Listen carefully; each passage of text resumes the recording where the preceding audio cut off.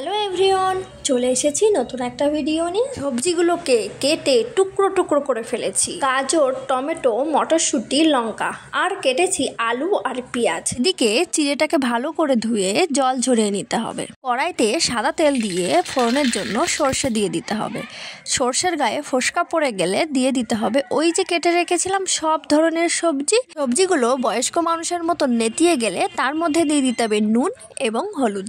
নুন হলুদ দিয়ে ভালোভাবে নেড়ে চেড়ে নিতে হবে। দেখো দেখো, সবজির কিন্তু গায়ে হলুদ হয়ে গেল। সবজির তো গায়ে হলুদ হয়ে গেল, এবার আমি দেব বিয়ে। বর চলে এসেছে, বরণও হয়ে গেছে। যেহেতু পালিয়ে বিয়ে, বরের কিন্তু গায়ে হলুদ হয়নি। চলো চলো সবাই গায়ে হলুদ দিয়ে দিই। এদিকে লগ্ন তো পেরিয়ে গেল, তো গায়ে হলুদ হয়ে গেল আর বিয়েও হয়ে গেল। দেখো বিয়ে হওয়ার পরে দুজনকে কেমন লাগছে, সুন্দর।